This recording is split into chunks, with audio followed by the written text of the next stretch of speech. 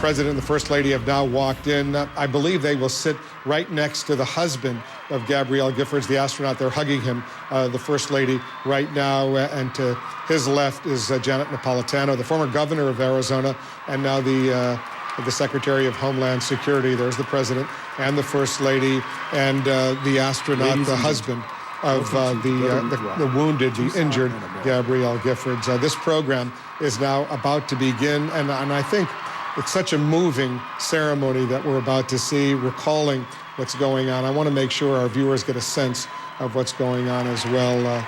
These are all individuals who've been invited here to participate at the university. Jessica Yellen is watching all of this unfold. She's been in Tucson for the past several days as well. Jessica, you've seen a lot of these people, and you've spoken with them over the past few days. I have, Wolf, and what struck me today as I talked to people who are lining up to attend this was how many people are here with their children, because these young kids watched this tragedy unfold over the weekend. They had so many questions, and they want to see this healing. The program is about to begin now with a fanfare for the Common Man by Aaron Copland.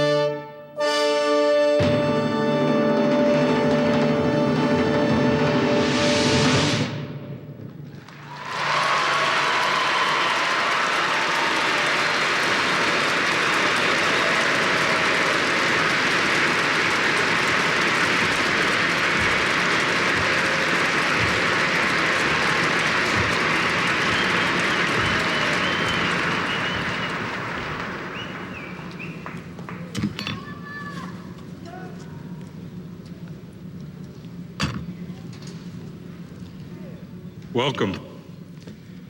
Let me start in the traditional way by introducing myself. I am Carlos Gonzalez. On my mother's side, I am Mexican, a child of descendants of this valley, pioneer family from Mexico that came in the 1800s. On my father's side, I'm Yaqui, refugees from Mexico that escaped the genocide in the Rio Yaqui in the 1800s. We have been here. For myself, I am fifth generation in the valley of Tucson.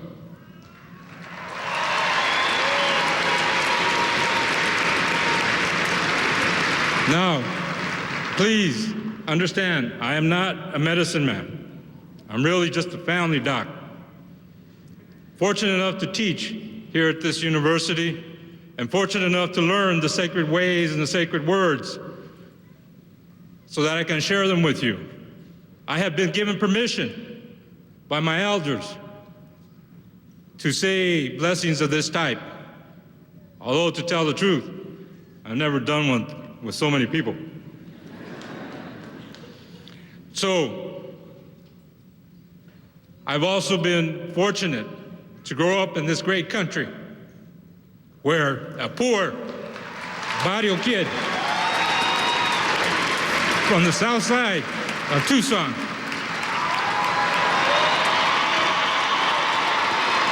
could get an education at a fine institution like the University of Arizona, and then even better, to come back and teach here and teach students at this institution. So with that,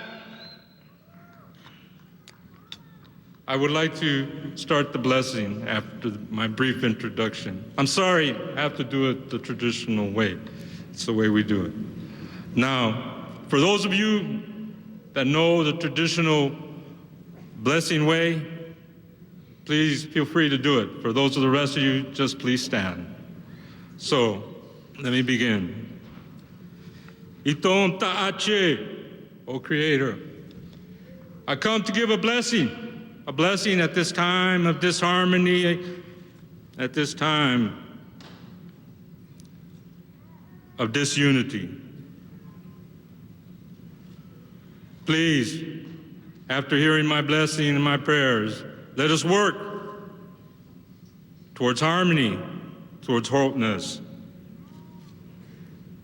and balance.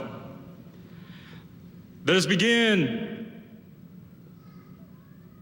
by honoring the eastern door from where we get visions and guidance. May each of us get the vision and guidance to proceed in a good way. From the southern door, where we get the energies of the family, please let us honor the families of those that have passed on. Let us honor the families of those that are healing, and also let us honor our own families. Let us remain humble and also use humor when appropriate, for humor is healing and can help people. From the western door,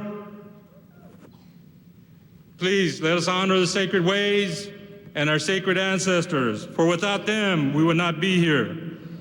O Creator, that is the door through which those that have passed on have walked to the next world.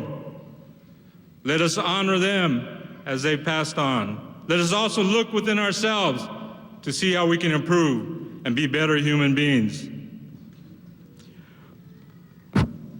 From the northern door, where we receive challenges and the strength to meet those challenges, let us all receive strength to meet the challenges that face our great country. Please give us that strength as we proceed.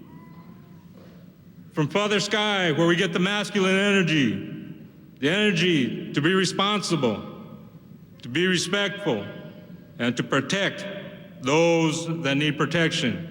Give us that good energy. From Mother Earth, where we get the feminine energy, give us that energy to nurture and care for those that need it, and also to help those that ask for our help.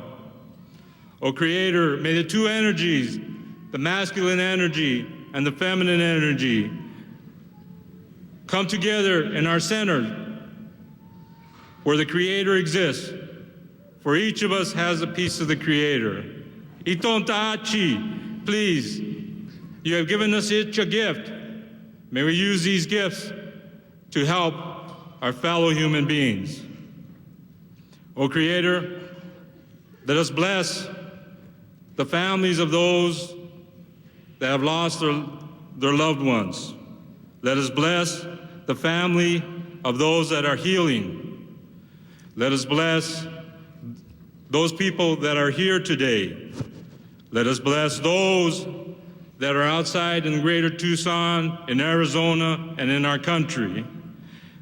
Let us bless them so that they too can heal from this tragedy that has occurred. O Creator,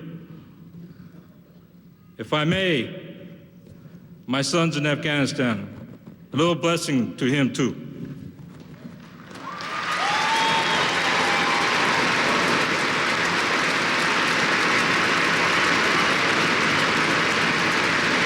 O Creator, let us not forget our fellow creatures, those that stand, those that blow in the wind, those that are tall and stately, those that crawl on the earth, those that slither on the earth, those that live under the earth. Let us remember and bless the winged ones, those that swim in the waters, the four-leggeds, and also our brothers, the two-leggeds, that walk throughout this world. May we all come together at this time, and may the words that people hear here sink in to their hearts so that they too can heal, so that they too can feel better. O Creator, I ask this humbly. I ask this so that we all can once again achieve harmony and balance in our lives. O Creator, welcome. We welcome those people that come to our beloved city here, our beloved city of Tucson, or Tucson as it's known. Welcome here, and please bless each and every one here. And with that, I would like to end my blessing to all my relations. Yahweh.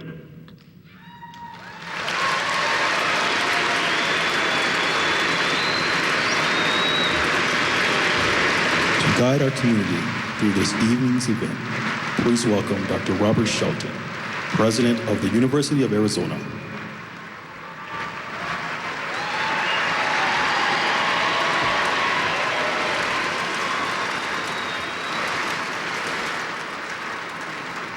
Good evening.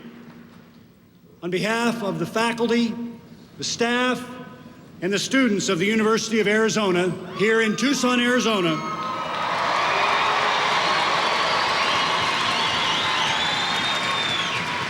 I am privileged to welcome you to Together We Thrive, Tucson and America.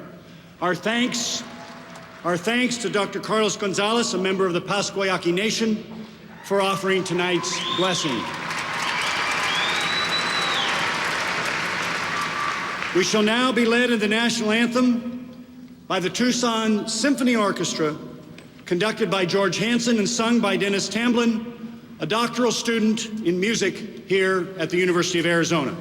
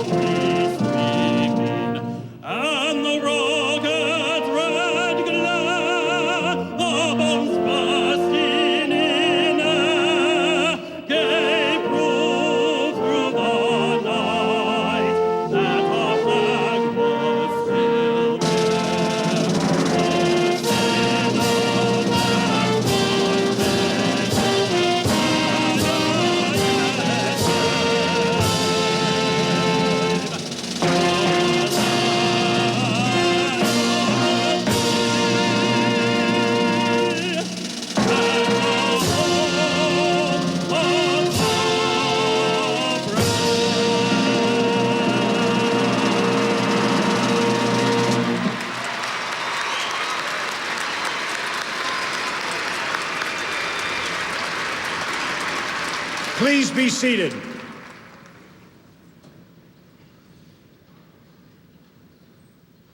Tonight, we have gathered here as a community to mourn a tragic and senseless loss. We are here to try, in a small way, to bring comfort to those whose lives have been forever changed by an act so heinous that it is simply impossible to comprehend. No one who lives here was untouched by the events of last Saturday. Over the past few days, I've repeatedly heard people ask, how could such a thing have happened? And how could it have happened here, in our town, and to people so loved and so admired? One of the characteristics that has always struck me about Tucson's uniqueness is how such a vast metropolitan area of more than 1 million people can function so much like a small college town.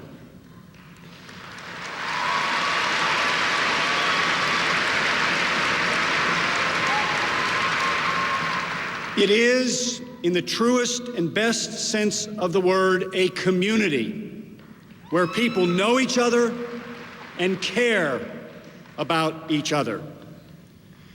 The University of Arizona sits in the middle of that community, both literally and figuratively. By hosting this ceremony, we hope that we can begin the process of healing. Tonight, we have a chance to pray for those who were wounded, to remember those who were lost, and to reaffirm our commitment to each other. Representative Gabrielle Giffords is a good friend of mine, as she is of almost everyone in this community.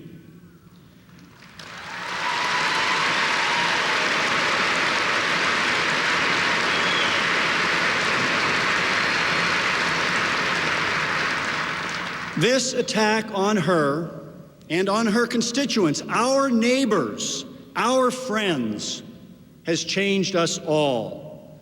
The question we have to answer is whether that change will make us angry and afraid, or whether it will inspire us to commit to building a more sensible and caring world.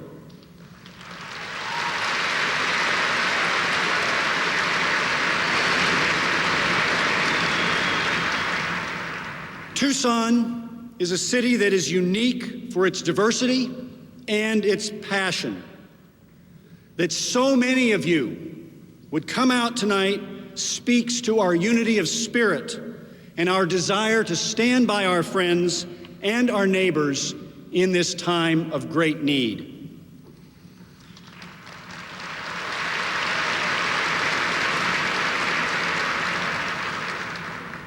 Our society has many serious challenges, but fortunately we have great leadership to help us through these difficult times. Many of those leaders are here with us tonight to offer their support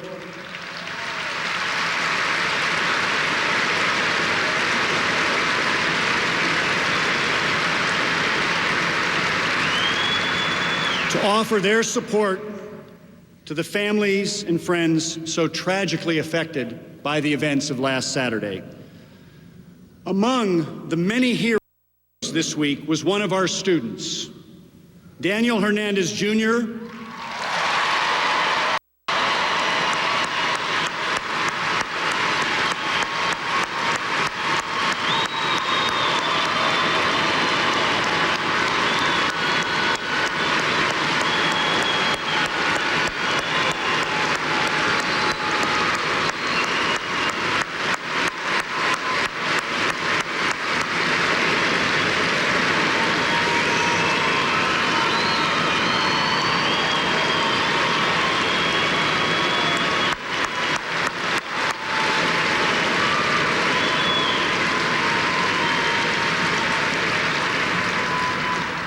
Daniel showed extraordinary poise at a most difficult moment. As you have seen, he is here tonight With the President of the Associated Students of the University of Arizona, please welcome ASUA President Emily Fritzy and Daniel Hernandez, Jr.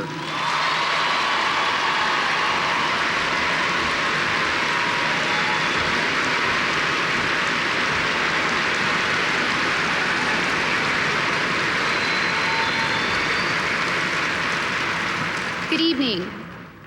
I would like to start by expressing my sincere gratitude to our guests and to everyone in the Tucson and university community for coming tonight to show your support for the families and friends affected by the heartbreaking events of this weekend. As a student and a young member of this city, it is uplifting to see everyone tonight and to witness the outpouring of support from all of you. I think it is important to take a moment and recognize that the victims on Saturday were attending Congresswoman Gabby Gifford's event in order to participate in the democratic process. It is this process which Gabby loves so dearly and has spent the better part of her life serving. Like many students at the University of Arizona and other young people, I have had the opportunity to interact with Gabby and her staff as an intern, and to gain a sense of appreciation and inspiration for public service in its most genuine form. From my experience, I believe that one of the things Gabby would want us to take away from Saturday is that we need to continue to be devoted public servants and citizens. On Saturday,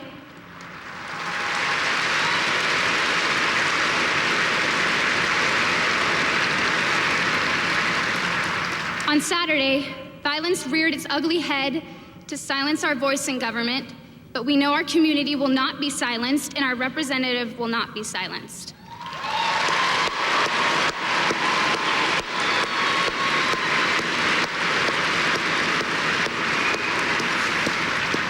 One of the most impressive examples of this spirit is my friend standing next to me, Daniel Hernandez. Many of you have heard his story as someone who displayed courage and heroism in the face of danger. As someone who knew Daniel before he has been called a hero, as a friend, one who has stayed up late with me many long nights of work and brought me many cups of coffee, I was not surprised to hear of his actions and selfless courage. To me, Daniel exemplifies the spirit of youth and an individual committed to his friends, community, and greater humanity. Yet Daniel is only a representation of many that stepped up and took action. Those individuals are a symbol of the character found throughout this community, that in all of us is the potential to act with kindness and to rise up when we have been called to do so.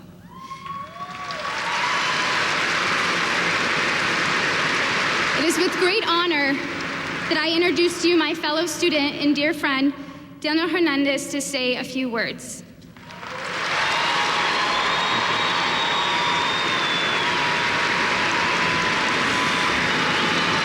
Thank you.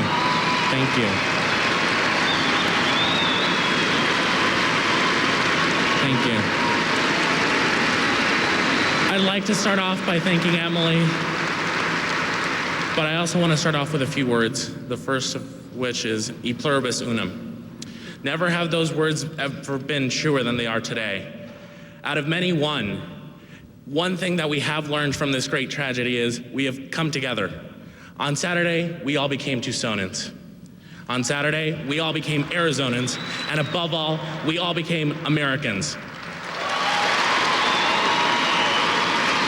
Despite the horrific actions that were taken on Saturday, where so many were lost, we saw glimmers of hope. These glimmers of hope come from people who are the real heroes.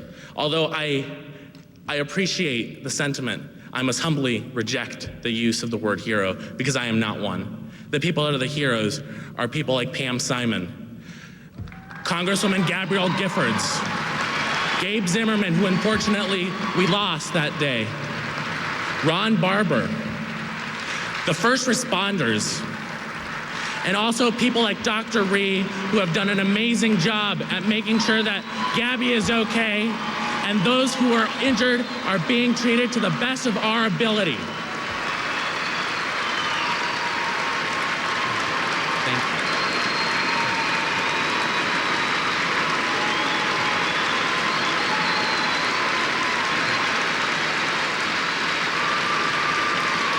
thank you. We have all come together to realize that what defines us is not the differences. It is that we are all together, we are all a family, we are all Americans. And we must recognize that the real heroes, like I mentioned, are the people who have dedicated their life to public service, whether it's direct care in nursing or being a physician or being a great representative like Congresswoman Giffords or being a staffer. They are the people who we should be honoring. And they are the people that we need to keep in our thoughts and our prayers. So I thank you for this opportunity, but I say we must reject the title of hero and reserve it for those who deserve it. And those who deserve it are the public servants and the first responders and the people who have made sure that they have dedicated their life to taking care of others. And with that, I thank you all.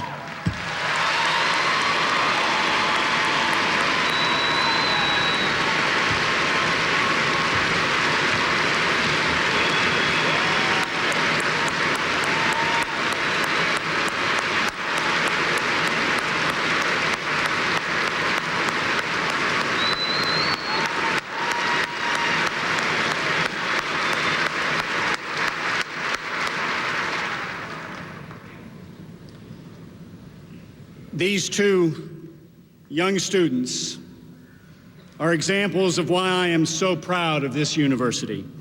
They should give all of us a great sense of hope for our future. Thank you, Daniel. Thank you, Emily.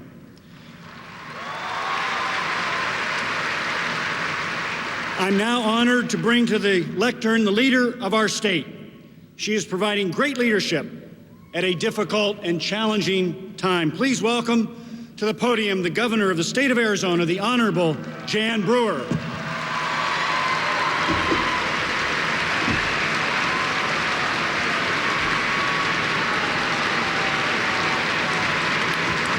Thank you. And thank you, President Shelton. Mr. President, Mrs. Obama, Justice Kennedy, Attorney General Holder, Secretary Napolitano, Minority Leader Pelosi, and my fellow Arizonans, good evening. First, let me say again, thank you, Daniel, for your very uncommon courage that likely saved Gabby Gifford's life. Thank you.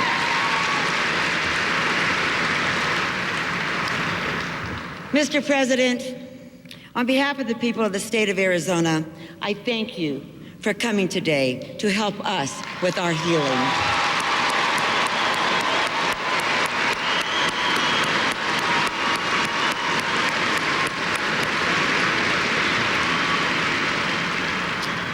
In the aftermath of Saturday, your words have been a source of comfort and strength to every Arizonan. Your presence today serves us as a reminder that we are not alone in our sorrow. America grieves with us.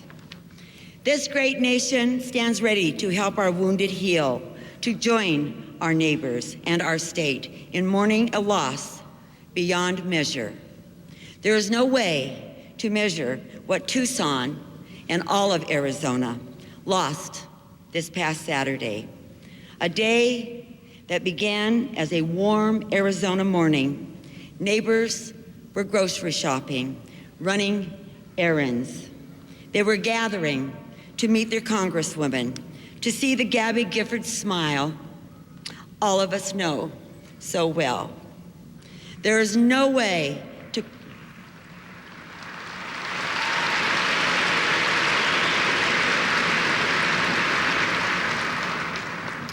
There's no way to quantify the loss of a fine public servant like United States District Court Judge John Roll.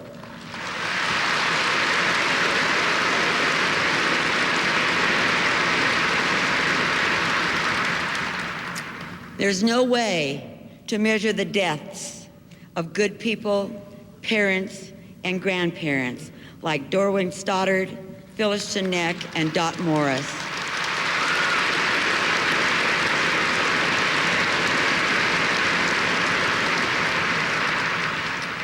Gabe Zimmerman, also killed, was only 30 years old. He was soon to be married, devoted to social work, and a fighter for justice.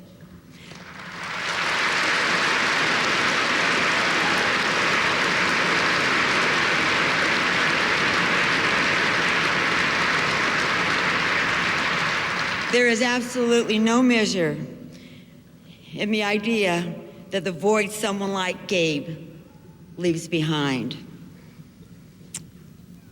We also lost Christina Taylor Green.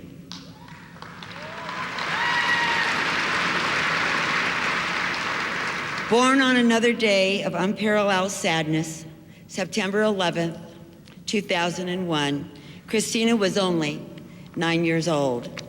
She was a new member of the student council at Mesa Verde Elementary School. She loved ballet, swimming, and baseball. We can never know what Christina might have become. We can't imagine what the families of our 6 innocent neighbors are feeling. Nor can we know the pain of the wounded, some whom are still struggling for their lives. Saturday's gunfire didn't simply take 6 lives, injure my friend Gabby Giffords, and injure several others. It pierced our sense of well-being. It raised questions of which we can make no sense, questions begging for answers that will not come anytime soon.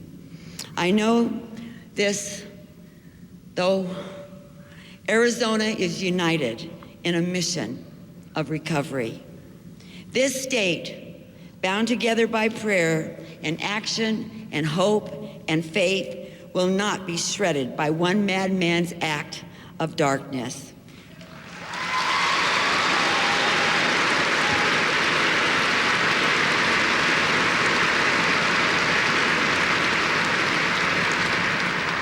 We have come to understand, aided by your presence, that we are being lifted up by the thoughts and prayers of others who mourn with us. We will remember how to smile again. I know Arizona. I know its every corner. I know its proud, courageous citizens. We will go forward together, rejoicing in hope, patient in tribulation, devoted to prayer. We will go forward unbending, unbowed. In the words of Abraham Lincoln, it is a way which is plain, peaceful, generous, and just. It is a way which, if followed, the world will forever applaud, and God must forever bless. May God bless all the victims, their families, and those suffering from Saturday's tragedy. May God bless those who serve us in the cause of freedom and injustice. May He bless you and your families in our great state of Arizona. And may God always bless and protect the United States of America. Thank you.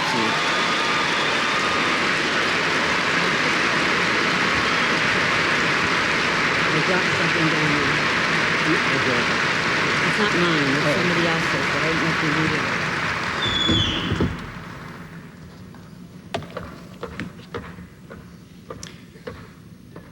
Thank you, Governor Brewer.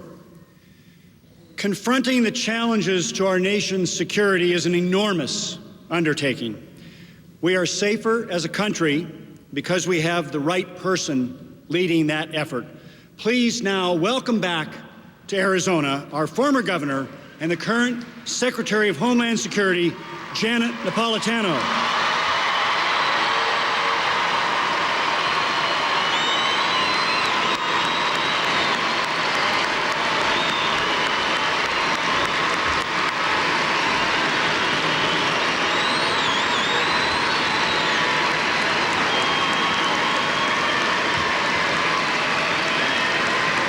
Thank you. Thank you, Tucson. Thank you, Arizona.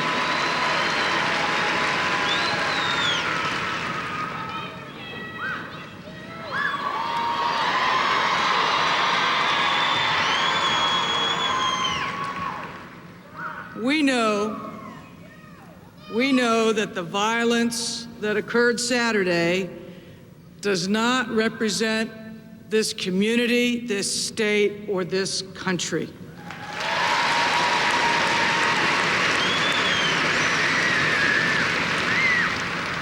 At these times, words can fail us.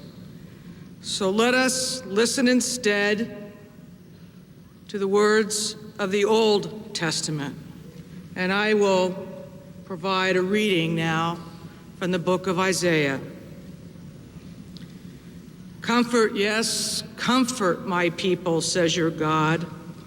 Speak comfort to Jerusalem and cry out to her that her warfare is ended, that her iniquity is pardoned, for she has received from the Lord's hand double for all her sins. The voice of one crying in the wilderness, prepare the way of the Lord, make straight in the desert a highway for our God. Every valley shall be exalted, and every mountain and hill brought low. The crooked places shall be made straight, and the rough places smooth. The glory of the Lord shall be revealed, and all flesh shall see it together, for the mouth of the Lord has spoken. Lift up your eyes on high and see who has created these things, who brings out their hosts by number. He calls them all by name. By the greatness of his might and the strength of his power, not one is missing. Why do you say, O Jacob, and speak, O Israel, my way is hidden from the Lord, and my just claim is passed over by my God? Have you not known, have you not heard? The everlasting God, the Lord, the creator of the ends of the earth, neither faints nor is weary. His understanding is unsearchable. He gives power to the weak, and to those who have no might, he increases strength. Even the youth shall faint and be weary, and the young men shall utterly fall. But those who wait on the Lord shall renew their strength.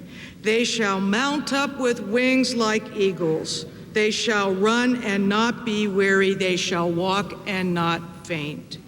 This is the word of the Lord.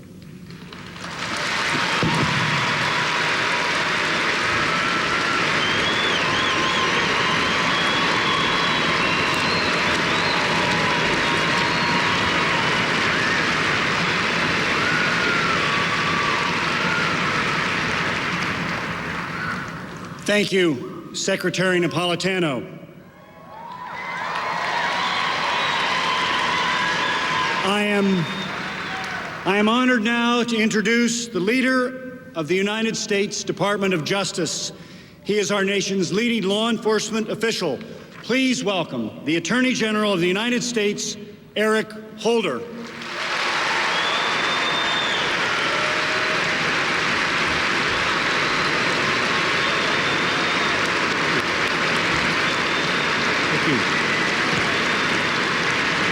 Thank you. Like Janet, I will read words far beyond any that I might employ. A reading from the second letter of Paul to the Corinthians. Since we have the same spirit of faith as he had who wrote, I believed, and so I spoke. We too believe, and so we speak, knowing that he who raised the Lord Jesus will raise us also with Jesus and bring us with you into his presence. For it is all for your sake, so that as grace extends to more and more people, it may increase thanksgiving to the glory of God. So we do not lose heart, though our outer nature is wasting away. Our inner nature is being renewed every day. For this slight momentary affliction is preparing us for an eternal weight of glory beyond all comparison, because we look not to the things that are seen, but to the things that are unseen. For the things that are seen are transient, but the things that are unseen are eternal. For we know that if the earthly tent we live in is destroyed, we have a building from God, a house not made with hands, eternal in the heavens. This is the Lord's word.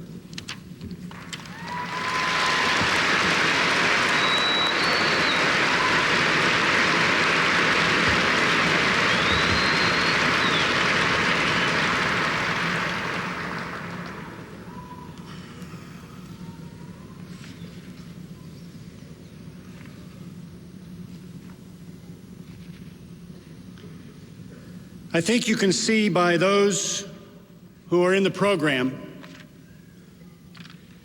and by the many dignitaries and elected officials in the audience how deeply our country was affected by the terrible events last Saturday.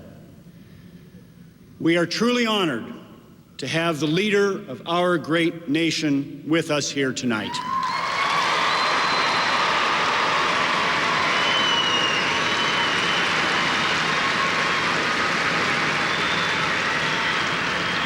We are obviously saddened by the circumstances that have brought President and Mrs. Obama to Tucson, but we are comforted. We are comforted by their compassion and inspired by their determination to reach out and help. America has been blessed through its glorious history by visionary and committed presidents who, often at great personal sacrifice, step forward to lead us to better futures and greater hope. Barack Obama assumed the presidency at a perilous time in our history. We are fortunate to have someone with his intellect, his energy, and his heart to lead us forward. Please welcome the President of the United States, Barack Obama.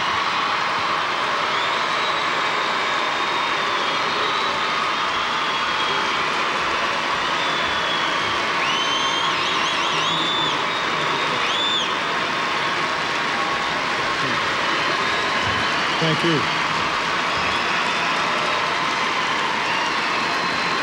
Thank you. Thank you very much. Thank you. Thank you very much. Thank you. Please be seated.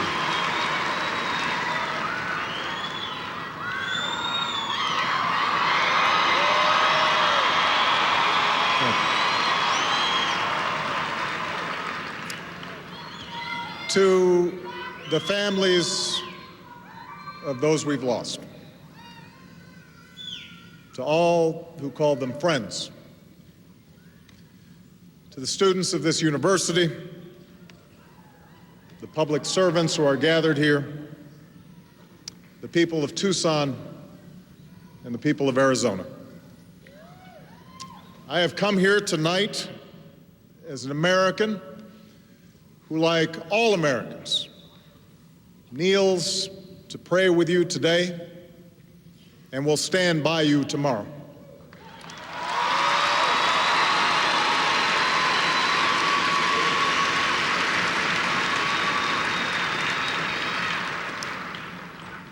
There is nothing I can say that will fill the sudden hole torn in your hearts.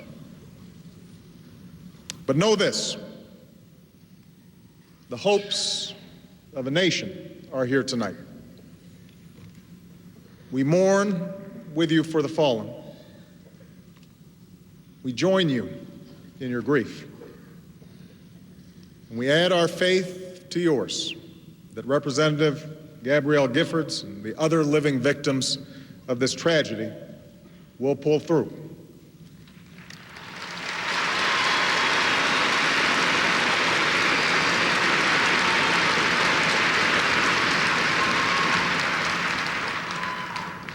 Scripture tells us there is a river whose streams make glad the city of God,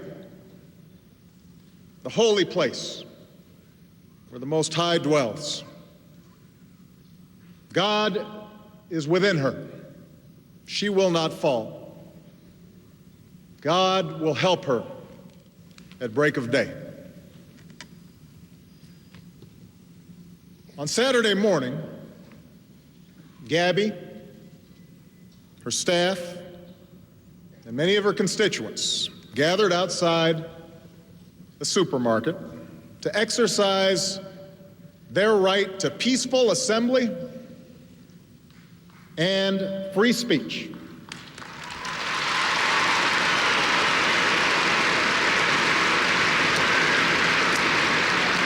They were fulfilling a central tenet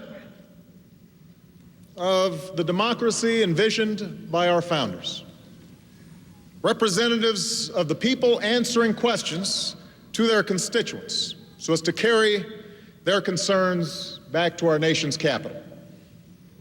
Gabby called it Congress on your corner, just an updated version of government of and by and for the people.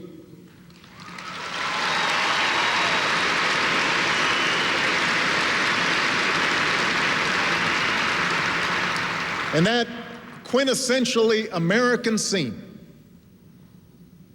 that was the scene that was shattered by a gunman's bullets. And the 6 people who lost their lives on Saturday, they too represented what is best in us, what is best in America. Judge John Roll served our legal system for nearly 40 years.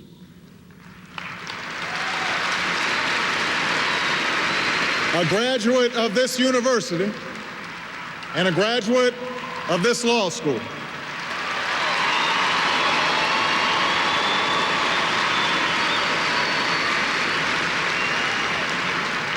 Judge Roll was recommended for the federal bench by John McCain 20 years ago. Appointed by President George H.W. Bush, and rose to become Arizona's chief federal judge. His colleagues described him as the hardest working judge within the Ninth Circuit. He was on his way back from attending Mass, as he did every day, when he decided to stop by and say hi to his representative. John is survived by his loving wife, Maureen, his 3 sons, and his 5 beautiful grandchildren.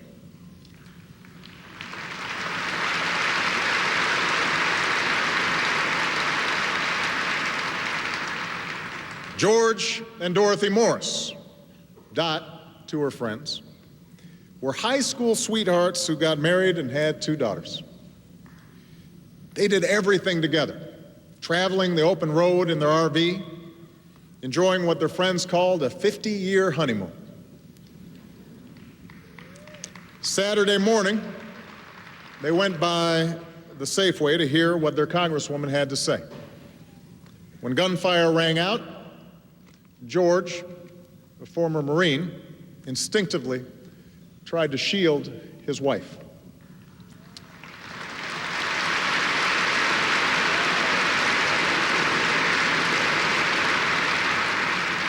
Both were shot.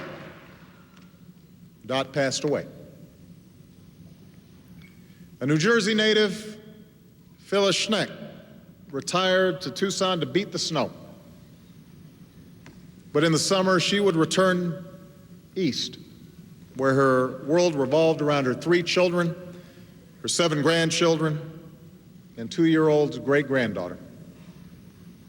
A gifted quilter, she'd often work under her favorite tree, or sometimes she'd sew aprons with the logos of the Jets and the Giants to give out at the church where she volunteered. A Republican, she took a liking to Gabby and wanted to get to know her better.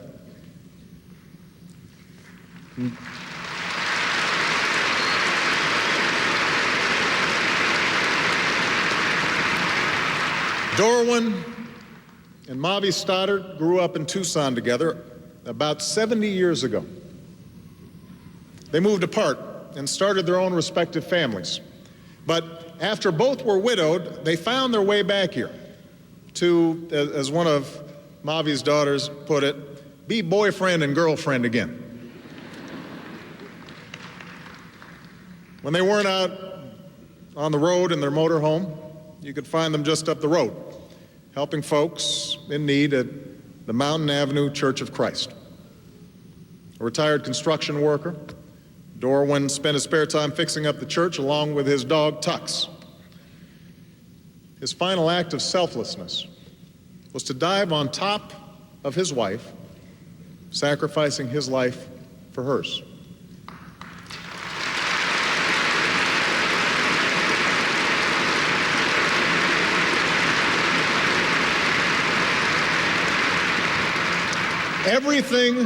Everything Gabe Zimmerman did, he did with passion. But his true passion was helping people. As Gabby's outreach director, he made the cares of thousands of her constituents his own, seeing to it that seniors got the Medicare benefits that they had earned, that veterans got the medals and the care that they deserved, that government was working for ordinary folks. He died doing what he loved, talking with people and seeing how he could help. And Gabe is survived by his parents, Ross and Emily, his brother Ben, and his fiancée Kelly, who he planned to marry next year.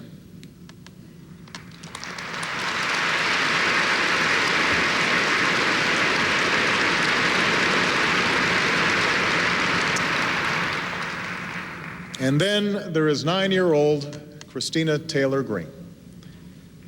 Christina was an A student.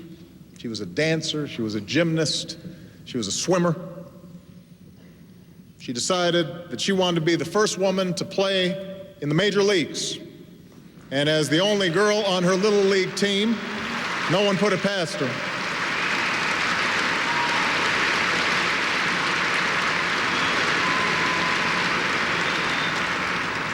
She showed an appreciation for life uncommon for a girl her age. She'd remind her mother, "We are so blessed. We have the best life." And she'd pay those blessings back by participating in a charity that helped children who were less fortunate. Our hearts are broken by their sudden passing. Our hearts are broken. And yet, our hearts also have reason for fullness. Our hearts are full of hope and thanks for the 13 Americans who survived the shooting, including the Congresswoman many of them went to see on Saturday. I have just come from the University Medical Center, just a mile from here, where our friend Gabby courageously fights to recover, even as we speak. And I want to tell you, her husband Mark is here, and he allows me to share this with you. Right after we went to visit,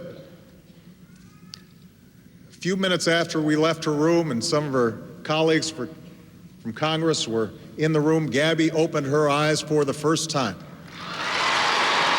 Gabby opened her eyes for the first time.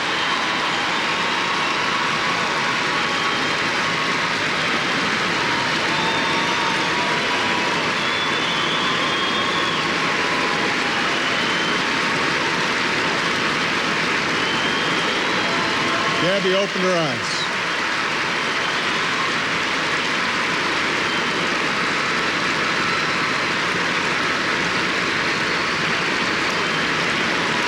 Gabby opened her eyes so I can tell you she knows we are here, she knows we love her, and she knows that we are rooting for her through what is undoubtedly going to be a difficult journey.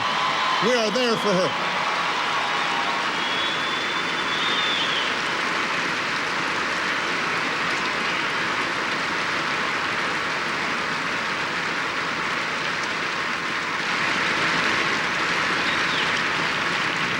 Our hearts are full of thanks for that good news, and our hearts are full of gratitude for those who saved others. We are grateful to Daniel Hernandez, a volunteer in Gabby's office.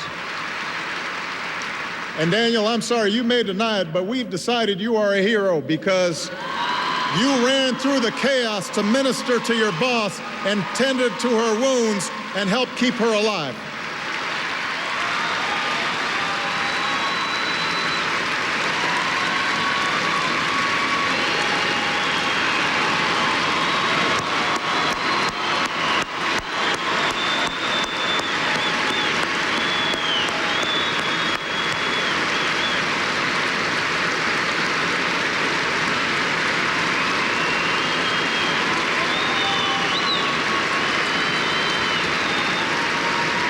We are grateful to the men who tackled the gunman as he stopped to reload.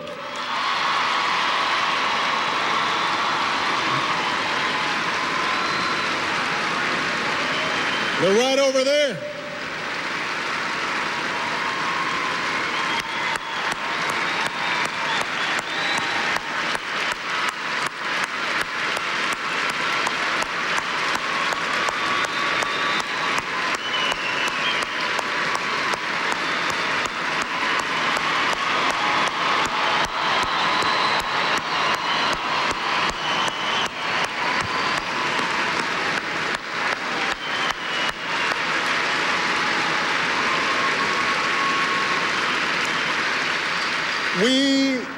We are grateful for petite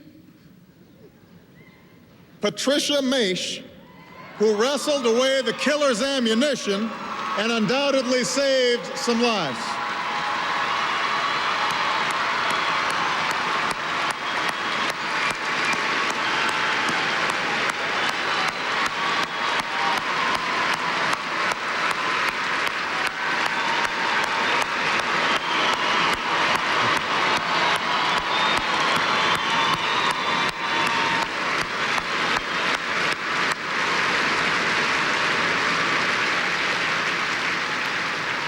And we are grateful for the doctors and nurses and first responders who worked wonders to heal those who'd been hurt. We are grateful to them.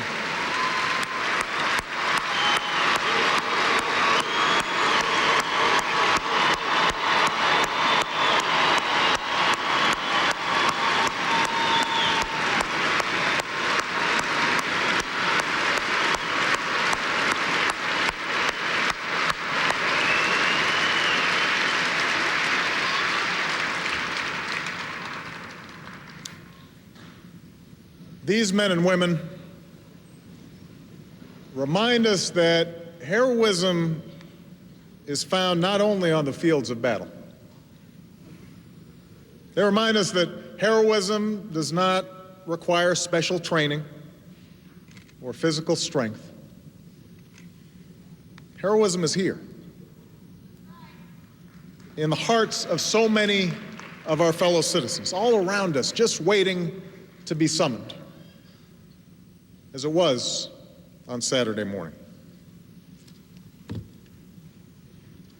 Their actions, their selflessness, poses a challenge to each of us. It raises a question of what, beyond prayers and expressions of concern, is required of us going forward. How can we honor the fallen? How can we be true to their memory? You see, when a tragedy like this strikes, it is part of our nature to demand explanations, to try to impose some order on the chaos and make sense out of that which seems senseless. Already, we've seen a national conversation commence, not only about the motivations behind these killings, but about everything from the merits of gun safety laws to the adequacy of our mental health system. And much of this process of debating what might be done to prevent such tragedies in the future is an essential ingredient in our exercise of self-government. But at a time when our discourse has become so sharply polarized, at a time when we are far too eager to lay the blame for all that ails the world at the feet of those who happen to think differently than we do, it's important for us to pause for a moment and make sure that we're talking with each other in a way that heals, not in a way that wounds.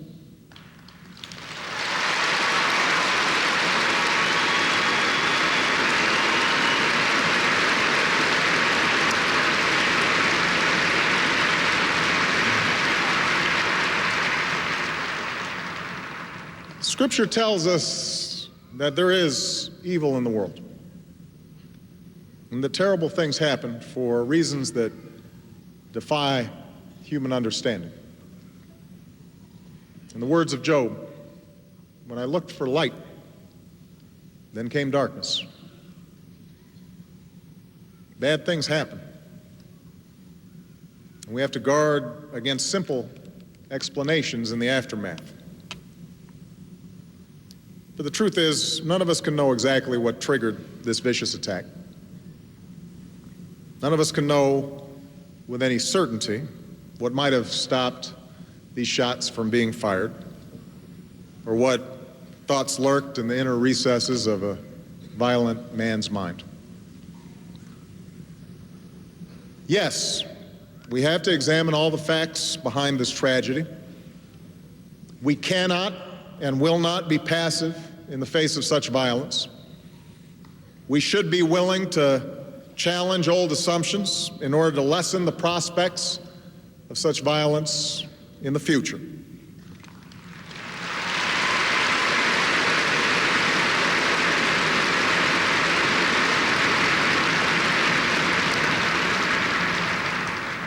But what we cannot do is use this tragedy as one more occasion to turn on each other. That we cannot do.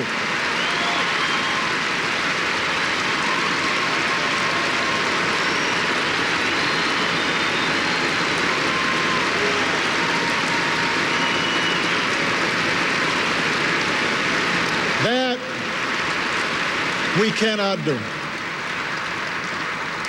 As we discuss these issues, let each of us do so with a good dose of humility. Rather than pointing fingers or assigning blame, let's use this occasion to expand our moral imaginations, to listen to each other more carefully, to sharpen our instincts for empathy, and remind ourselves of all the ways that our hopes and dreams are bound together. After all,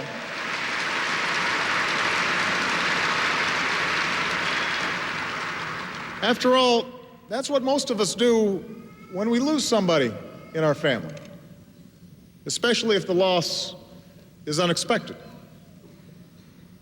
We're shaken out of our routines. We're forced to look inward. We reflect on the past. Did we spend enough time with an aging parent, we wonder? Did we express our gratitude for all the sacrifices that they made for us? Did we tell a spouse just how desperately we love them? Not just once in a while, but every single day. So some loss causes us to look backward, but it also forces us to look forward, to reflect on the present and the future, on the manner in which we live our lives, and nurture our relationships with those who are still with us.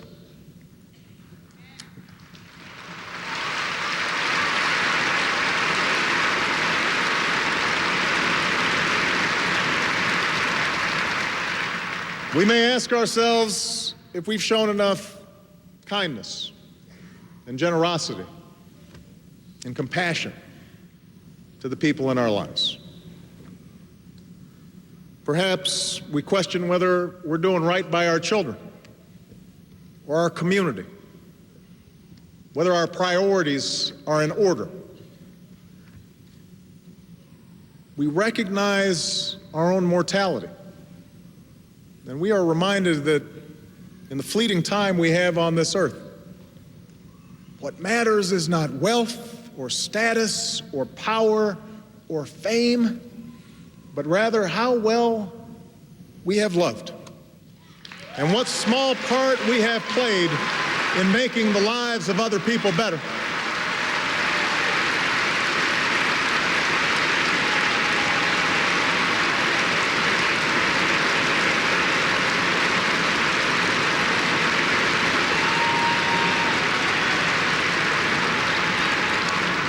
And that process of reflection, of making sure we align our values with our actions, that, I believe, is what a tragedy like this requires. For those who were harmed, those who were killed, they are part of our family, an American family, 300 million strong.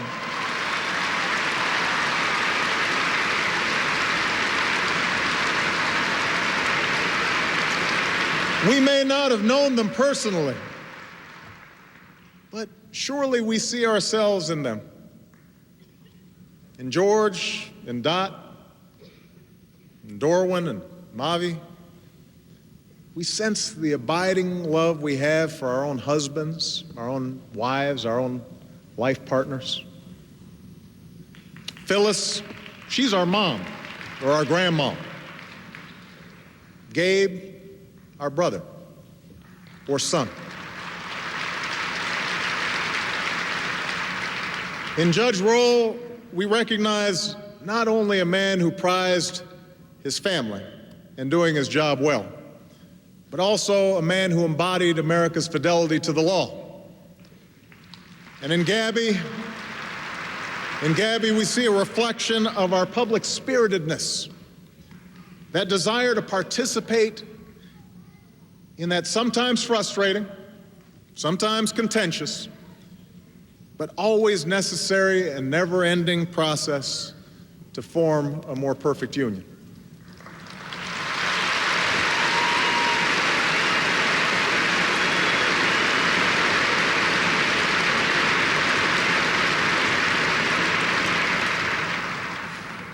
And in Christina, we see all of our children. So curious, so trusting, so energetic, so full of magic, so deserving of our love, and so deserving of our good example. If this tragedy prompts reflection and debate, as it should, let's make sure it's worthy of those we have lost.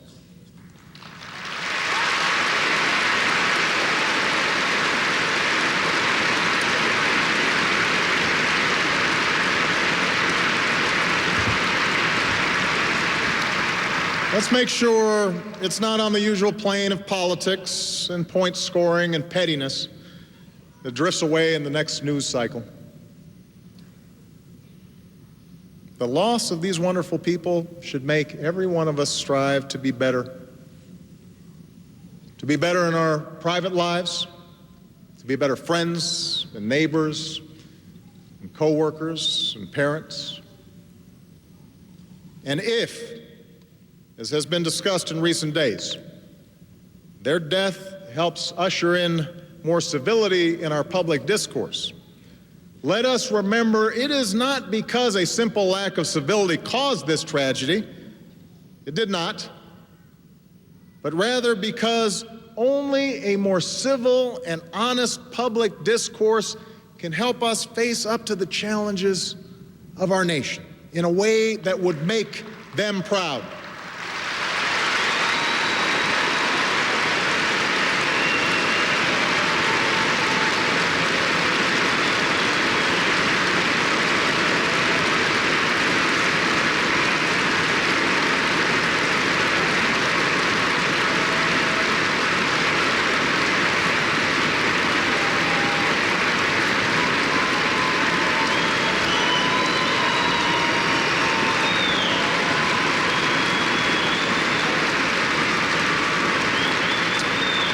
We should be civil because we want to live up to the example of public servants like John Roll and Gabby Giffords, who knew first and foremost that we are all Americans and that we can question each other's ideas without questioning each other's love of country, and that our task, working together, is to constantly widen the circle of our concern so that we bequeath the American dream to future generations.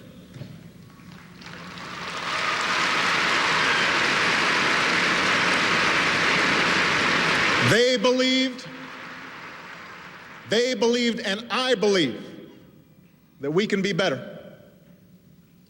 Those who died here, those who saved lives here, they helped me believe. We may not be able to stop all evil in the world, but I know that how we treat one another, that's entirely up to us. And I believe that for all our imperfections, we are full of decency and goodness, and that the forces that divide us are not as strong as those that unite us.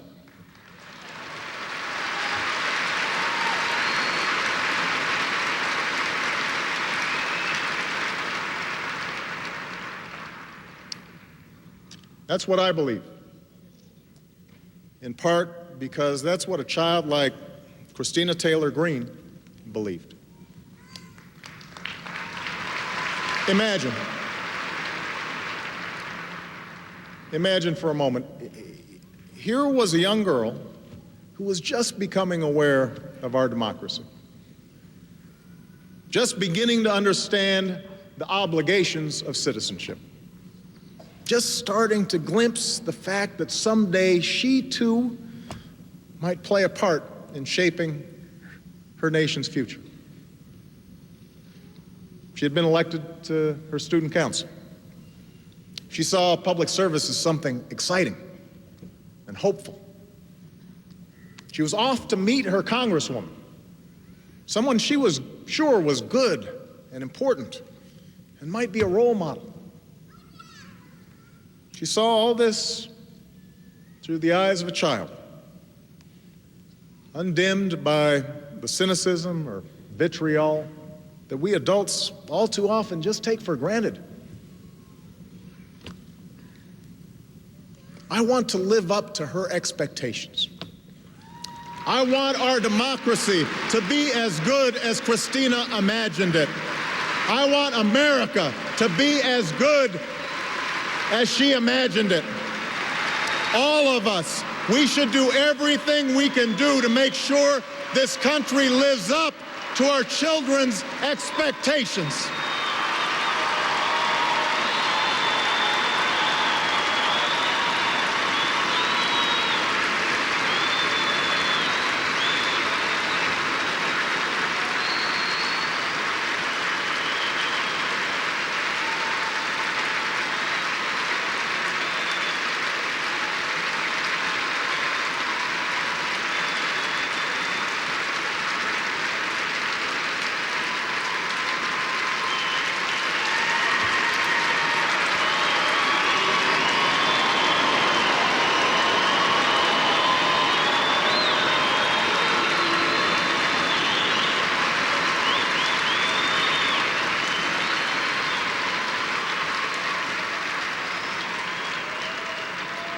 As has already been mentioned, Christina was given to us on September 11th, 2001, one of 50 babies born that day to be pictured in a book called Faces of Hope.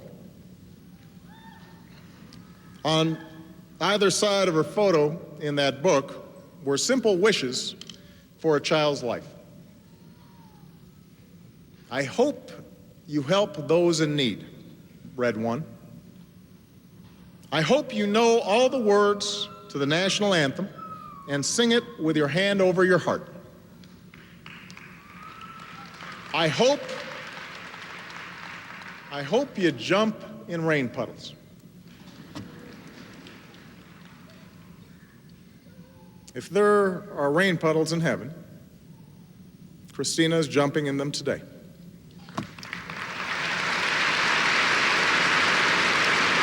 And here on this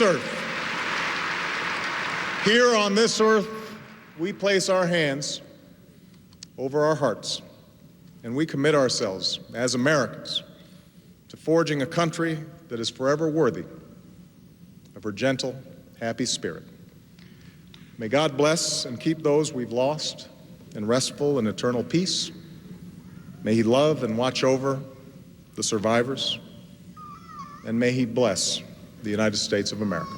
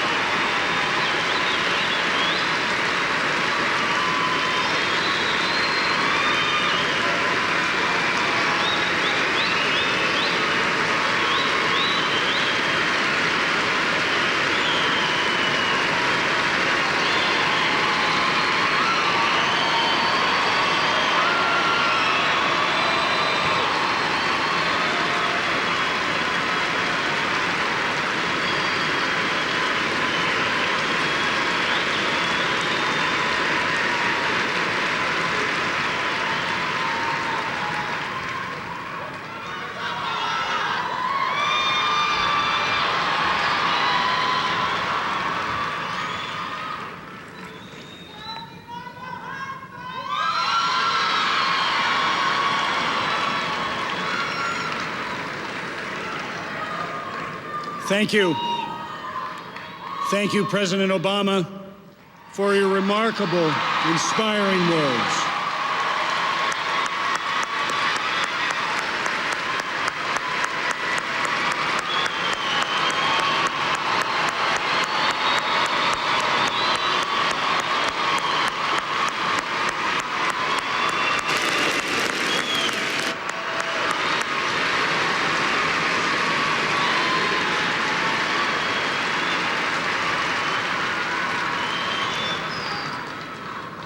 I also thank all of the speakers here tonight, as well as all of the federal, state, and local leaders who have come tonight to lend their support.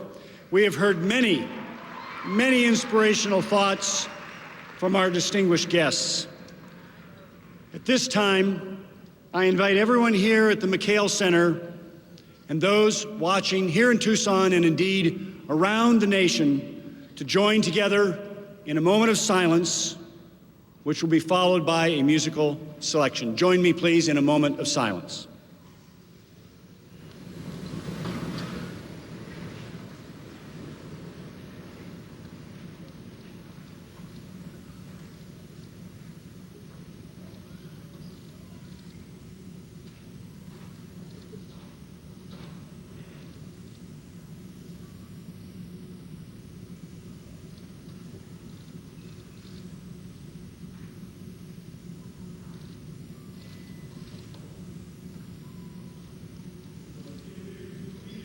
Tis thy gift to be free, tis thy gift to come down where we ought to be. And when we find ourselves in a place just right, we'll be in the valley of love and delight. Tis the gift to be simple, tis the gift to be free, tis the gift to come down where we ought to be.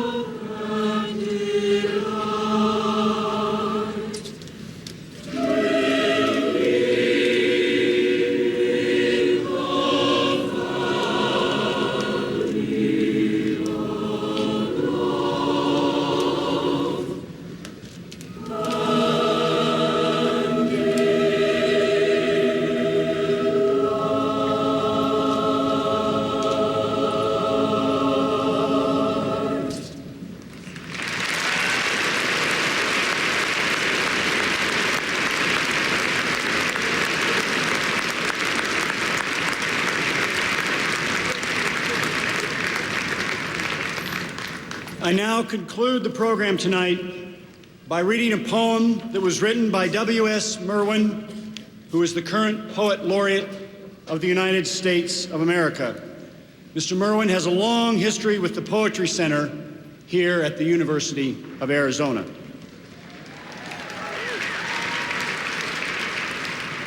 The poem is entitled, "To the New Year." With what stillness at last you appear in the valley.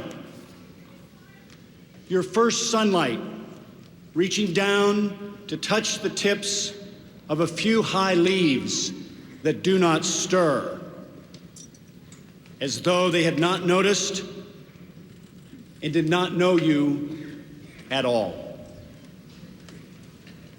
Then the voice of a dove calls from the far away, in itself to hush of morning. So this is the sound of you, here and now, whether or not anyone hears it.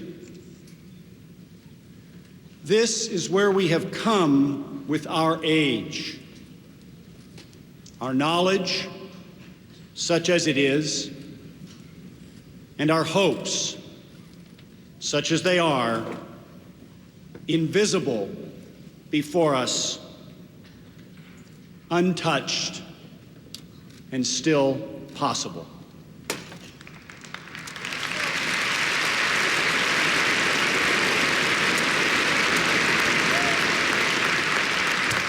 The president of the university wrapping this up with the words of the U.S. Poet Laureate W.S. Merwin entitled "To the New Year." That's this moving memorial ceremony. We heard the President of the United States speak very movingly of the victims, especially those who passed away without any reason whatsoever. Saturday morning, we heard the very poignant words as he spoke of 9-year-old Christina Taylor Greene, of Judge John Roll, of Gabe Zimmerman, and the others. The President of the United States not getting into politics, although at one point he did say this. He said, if this tragedy prompts reflection and debate as it should, let's make sure it's worthy of those we have lost. Let's make sure it's not on the usual plane of politics and point scoring and pettiness that drifts away from the next news cycle. Also, in a very moving moment, he revealed that Congresswoman Gabrielle Giffords today, for the first time, opened her eyes, and her husband, the astronaut Mark Kelly, was there sitting right next to the First Lady of the United States. John King is there in Tucson watching all of this unfold. John? Wolf, in a poignant speech by the president, especially at the end when he used the 9-year-old victim, Christina, to rally the spirits of the country and saying that no act of incivility caused this, but if we are to be more civil in the future, that is a good thing to make all of the victims proud, especially young Christina. They handed out T-shirts, "Together We Thrive, Tucson," to those going in. You're watching the president greet everybody now. Some at home, Wolf, might have been a bit surprised at how uplifting, all the cheering, all the clapping. And having been here for a few days, as you travel across the town, as you go into the coffee shops, as you're at the hospital where Congresswoman Giffords is still hospitalized and some of the other victims, makeshift shrines in different places across the city, there's a lot of crying in Tucson the past few days. There's a lot of stunned, shocked silence in Tucson the past few days. And I think on this night, after 5 horrific days, this town needed to cheer.